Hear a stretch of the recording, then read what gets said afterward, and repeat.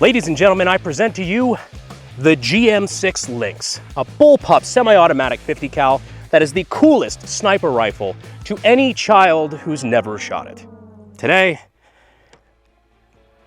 prepare to be underwhelmed.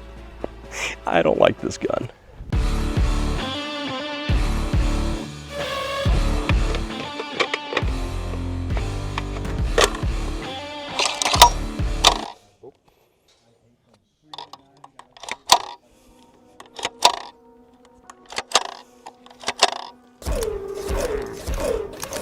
This is the first time I've tried to load this gun.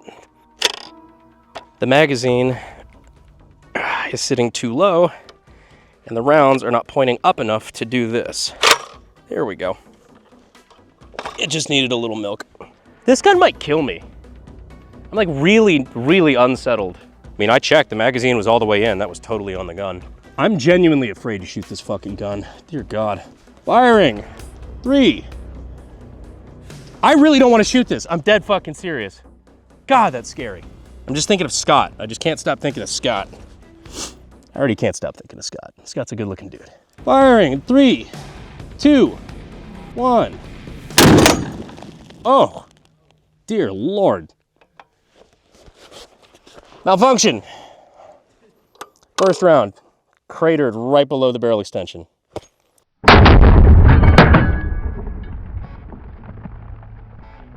All right, so right out the gate, the magazine appears to be sitting too low. Like I mentioned while we were loading it. Oh, that is jammed tight, holy shit. Okay, so I can't even drop the magazine to clear this malfunction. Oh God, it's jammed right under the barrel extension, which is like where the feed lips would be, right there to like feed it in. It went way too low, and we have effectively killed this gun in 1 round. Now would be a good time to mention that the manual says to keep a screwdriver with it to pry stuck rounds out. Seriously? It does, yeah, we have the manual. The manual says to keep a screwdriver on hand when it fails like this. Yes. Dope. Okay, cool. This is a production gun. Yeah, if you can just smack it. Oh, there you go. Yeah, she's moving. Perfect. It smacks right back under. No feed ramp? Fuck yeah.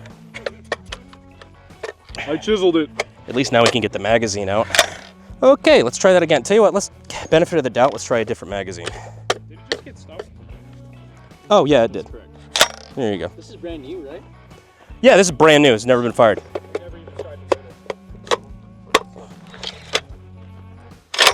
All right, loaded that time. Take 2, firing. 3, 2, 1. Ah, fuck.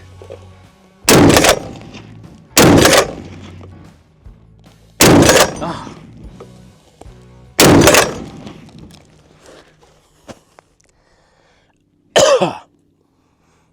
That is one of the most violently recoiling 50s I've ever fucking shot. So I shot Matt Carrickers like a year or 2 ago. You know, obviously pour one out for the homie. He's not dead, he's doing very well. I don't know why I made it sound like he just died or something, but I shot Matt Carrickers and I remember fucking hating it and never wanting to shoot one again. That was exactly as bad as I remember.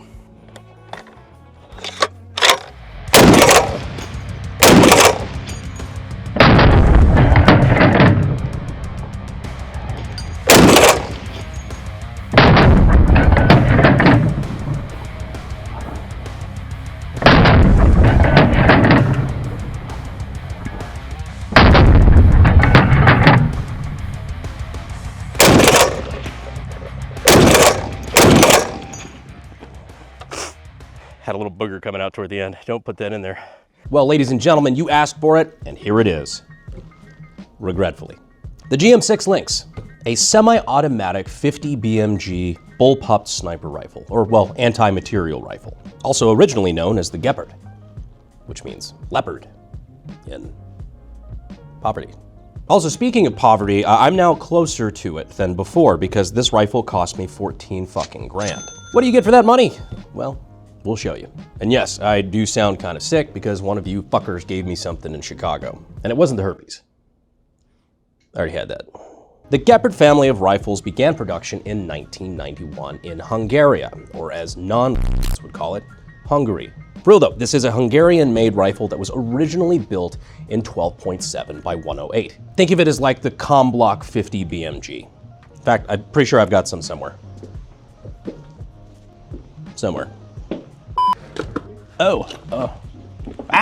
American 50 cal, or half an inch projectile, is also 12.7, but instead of 12.7 by 108, it is 12.7 by 99. Now, with that being a little bit bigger, you'd assume that it would also carry more power.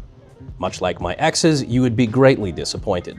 12.7 by 108 has been used by a litany of rifles over the years, one of them being the Russian equivalent of the M2, which is the Dishka. Yes, I have one. No, it still doesn't work. Stop asking. We're working on it. But since it's pretty damn close in size, they were able to make, I think they even make conversion barrels for it, like conversion kits to swap this between 12.7 by 108 and the good old NATO 50 BMG. The most notable thing about the Lynx that will become glaringly obvious when you shoot it is that it is long recoil. Now we're gonna talk about exactly what that means. See, where like AKs and AR-15s have a gas system, which, funnels gas from the barrel and then works the action of the weapon so that it can function in semi or fully automatic, recoil operations work by using the barrel itself and pushing the action open or unlocking the action using the rearward motion of the barrel under recoil. If you wouldn't mind stepping into my office, please, we have the Barrett M82A1, where you can see here that the action is unlocked when the barrel reciprocates. So that's about as far as it goes, which is just enough to unlock the bolt, which then runs the action, and you are able to go full semi-automatic. Now the Gepard chooses to do something very similar, except instead of short recoil like the Barrett, it has decided to go long recoil, which means it's not just moving backward enough to unlock the bolt. It goes long. Allow me to demonstrate. Yeah, it goes the length of the entire fucking action. Now, to the uninitiated, people see artillery pieces and the Barrett and such, and they think that a recoil operation like that would dampen the recoil significantly. In between that and a big-ass muzzle brake, you would certainly think so. This is probably one of the most violent semi-auto rifles I've ever shot in my life. 80 brick! Yeah, it looks like it's a little bit of overkill to do the echelon penetration test with the 50 cal, but you know what? We're gonna give you a little bit of contrast. Got our suppressed VZ61 Scorpion here. Original Yugo can, by the way. We're gonna show you the awe-inspiring power of 32 ACP. And patented Scorpion execution pose. Yeah, if you get that reference, you're fucked up. All right, so we got our echelon bricked up over there. Just trying to make sure we're not sailing a 50 cal round or bouncing one where it's not supposed to go. God, this is so overkill. Didn't even zero this sight, so let's see what happens. Once again, shooting the Lynx in 3, 2, 1. I think that did it.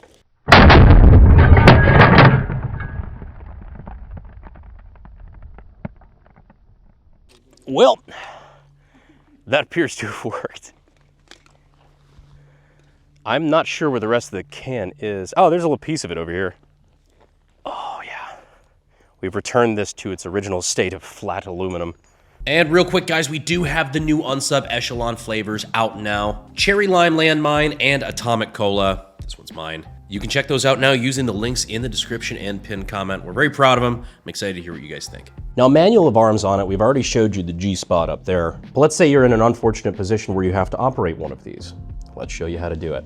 So this is your dust cover here. Basically just blocks the all the action, which if you look in here, it's very empty back here. It's, I don't know, the word cavernous just sounds dirty, but anyhow, the dust cover automatically pops open when you charge the gun. Charging handle here, you can pull it back, either directly back, which will bring the barrel with it until it cams upward and releases, or you can just directly pull up and just cam it and charge the gun that way. As far as the magazine goes, go ahead and flip this around. We have our magazine release here on the left side. I didn't gesture in remotely the right place because I couldn't see it. Fun fact. Here, our magazine release is down here at the bottom. You press this button here, and then the magazine slides down. Instead of the standard rock and lock type of magazine design, this one operates kind of like a Thompson almost. There's like a little track that this is on. Here in the front of the magwell, that one puts that in and slides it up. Also, speaking of magazine, this thing only has a 5-round capacity instead of the typical 10. You know, like every other semi-auto 50 out there holds 10. This one holds 5 because, I guess the Pausa also holds 5. Barrett and AK-50 stay winning. We have a through safety here, so just a little cross bolt safety. It's like an old shotgun or something like that. Trigger is long and squishy. Not horrible. I do want to point out something that is kind of neat. I've had my gripes about the gun. I have a lot of gripes about the gun. I basically exclusively have gripes about this gun. One thing I do think is kind of neat, just because I like it when people do things differently. The hammer is here on the side in the receiver, which is kind of fucking neat. So if you pull the trigger, you can see this engage the firing pin, which is just wild. Why did they decide to do it this way? I have no idea, but it's different. It's got another really cool feature if you come over this way. The disassembly, like if you're trying to take the spring out, the spring is right here in the rear next to this big, cool open hole, which when you're shooting it is like directly into your fucking jugular or your carotid artery, which is really neat because if for some reason this is in the disassembly slot when you fire the gun, that under recoil, I don't think would feel very good. Is that an actual design problem? I don't know. I don't know if it's ever actually been an issue, but doesn't instill confidence. Don't think that's something that would be recommended to you if you got your start in gunsmithing weapons technology at sdi.edu. Use the links in the description and the pinned comment. Step 1, aim recoil assembly at neck. Step 2, pull trigger. Step 3, enjoy. Pay attention to how much it just pulls you off fucking target. Jesus Christ. Take one more? Yeah, go for it. Oh, that really clears out the fucking sinuses, dude. This thing actually scares me, man. Right? It's the one gun, it's the first gun I've shot in a long time that kind of swigged me out a little bit. Yeah. Yeah, get that. All right, let's get it over with. Oof. Yeah, no, I don't want to shoot anymore.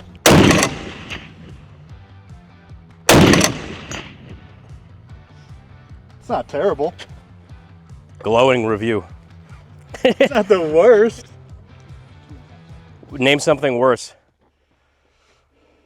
I don't know if I can. It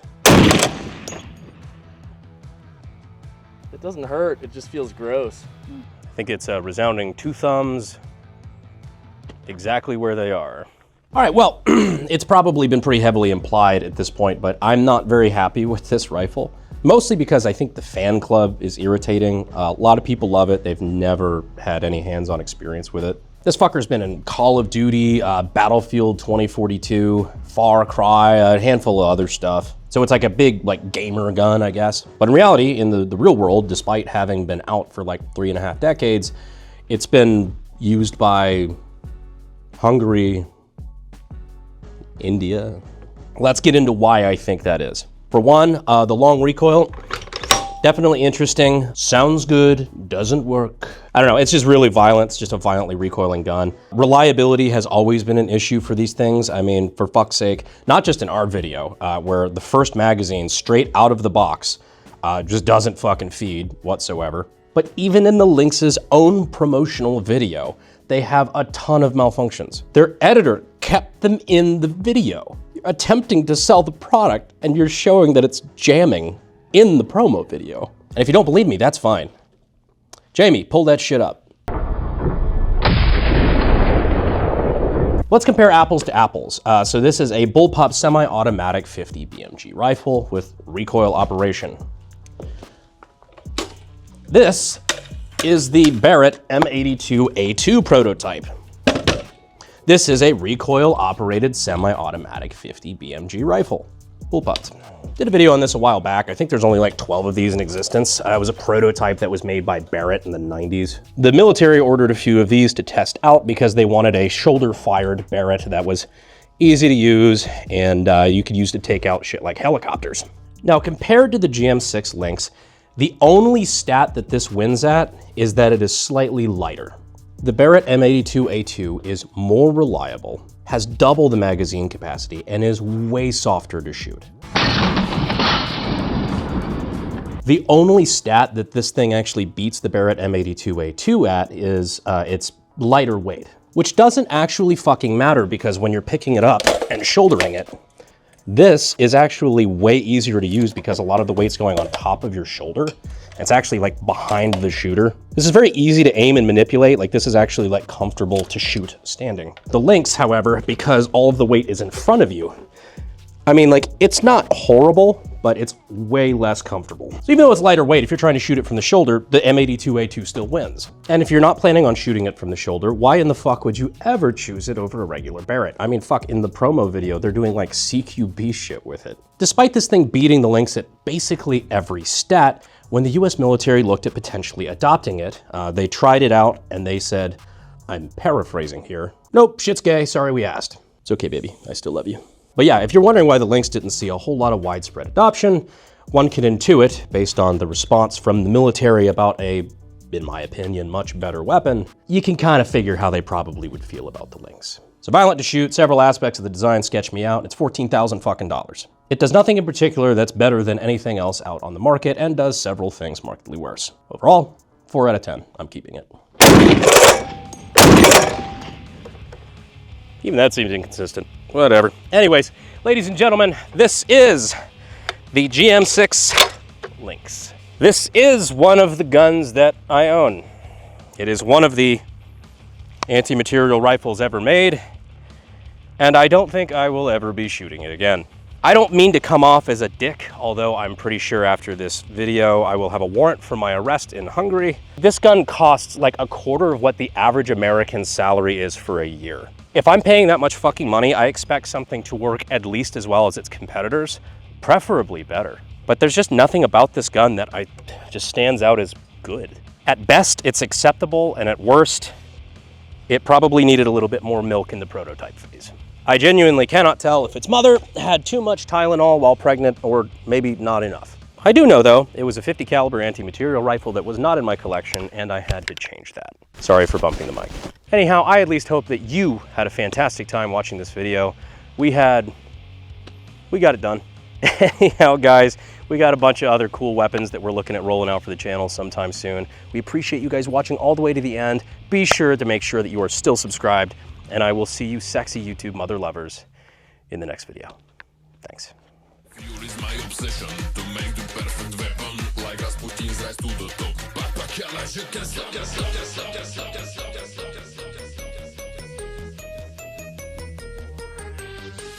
Barrett and AK-50 stay with me. Hi, blooper reel. I don't know, despite this thing beating the Lynx at pretty much every stat, when the military looked into adopting the M80, fuck, I fucked up. But you know what, let's compare apples to apples. So this is a, fuck, excuse me, I'm dying.